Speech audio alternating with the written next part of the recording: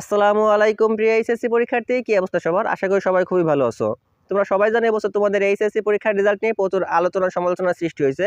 তোমাদের রেজাল্টের ভিতরে ভুল আছে, রেজাল্টের ভিতরে বৈষম্য আছে, রেজাল্ট সঠিকভাবে মূল্যায়ন করা হয় নাই, খাতা সঠিকভাবে দেখা হয় নাই, তোমাদের সাথে অবিচার করা হয়েছে, এরকম প্রচুর দাবি নিয়ে কিন্তু শিক্ষার্থীরা আন্দোলন করতেছিল। তারা বলতেছিল এই রেজাল্টে বৈষম্য আছে, এই রেজাল্ট আমরা মানি না, এই রেজাল্টের পরিবর্তন চাই, আমাদের নতুন করে রেজাল্ট তৈরি করা হোক, বা যে সমস্ত শিক্ষার্থীরা ফেল করছে তাদেরকে পাশ করায় দেওয়া হোক, বা সবাইকে অটোপাস দেওয়া হোক, এরকম একটা দাবি শিক্ষার্থীরা করতেছিল।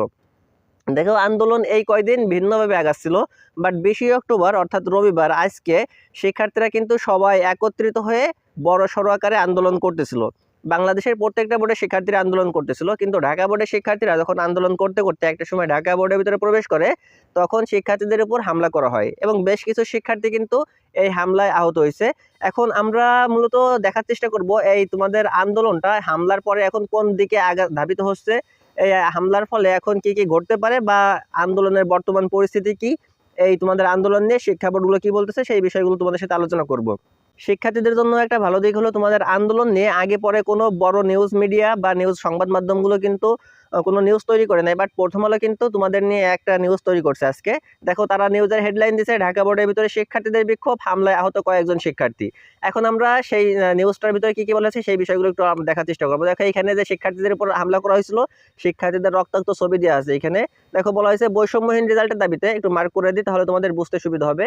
এখানে দেখো বলা হয়েছে বৈষম্যহীন এইচএসসি ও সমমান পরীক্ষার ফলাফলের দাবিতে আজ রবিবার ঢাকা মাধ্যমিক ও উচ্চ মাধ্যমিক শিক্ষা বোর্ডের ভিতরে ঢুকে বিক্ষোভ করছে একদল শিক্ষার্থীরা। তারা বলেছে কর্মসূচি চলাকালে তাদের উপর হামলা করেছে।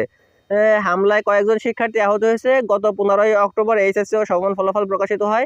বিক্ষিপ্ত শিক্ষার্থীরা বলেছে ইতিমধ্যে ফলাফল প্রকাশিত হয়েছে তা বৈষম্যমূলক, এজন্য তারা সবগুলো বিষয়ের উপর সাবজেক্ট ম্যাপিং করে ফলাফল তৈরির দাবিতে দাবি জানাচ্ছে। এখানে দেখো এই বিষয়গুলো আমরা আগেই জানি যে তোমাদের শিক্ষার্থীরা এই দাবিগুলো করতেছিল, এই দাবিগুলো নিয়ে কিন্তু বেশ কয়েকদিন ধরে আন্দোলন চলতেছে। বাট আজকে সমস্যা হলো শিক্ষার্থীদের অংশগ্রহণের সংখ্যা বেশি থাকায় শিক্ষার্থীদের উপর হামলা করা হয়েছে। শিক্ষার্থীদের দাবি এমনটাই। দেখো এখানে বলা হয়েছে আজকে 12:30টার পর এইচএসসি ব্যাচ 24-এর ব্যানারে একদল শিক্ষার্থী শহীদ মিনার থেকে মিছিল নিয়ে ঢাকা মাধ্যমিক ও উচ্চ মাধ্যমিক শিক্ষা বোর্ডের উদ্দেশ্যে রওনা দেয়।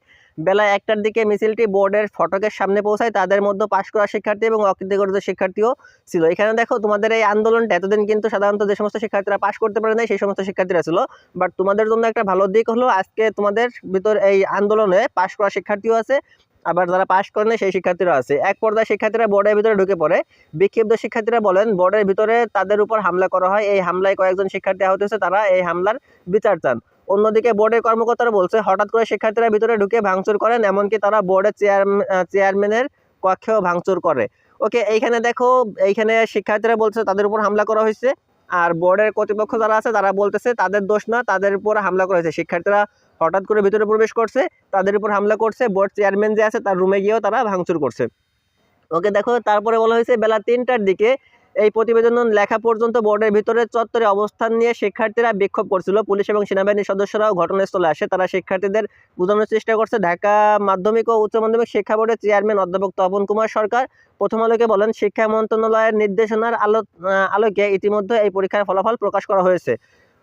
ওকে, তারপরে আমরা একটু খেয়াল করে দেখি। এখানে বলা হয়েছে দেখো চকবাজার থানার ভারপ্রাপ্ত কর্মকর্তা ওসি রেজাউল হোসেন বলেন ফলাফলের বৈষম্য হয়েছে। এই অভিযোগ শিক্ষার্থীদের এর প্রতিবাদে তারা বোর্ডের সামনে অবস্থান করেছিল। তারা এক পর্যায়ে বোর্ডের ভিতরে ঢুকে পড়লেন। নথিপত্র সহ অন্যান্য জিনিসপত্র রক্ষায় বোর্ডের কর্মচারীরা শিক্ষার্থীদের বাধা দেয়। তখন ধাক্কাধাক্কিতে কয়েকজন শিক্ষার্থী আহত হয়েছে বলে তিনি শুনেছেন।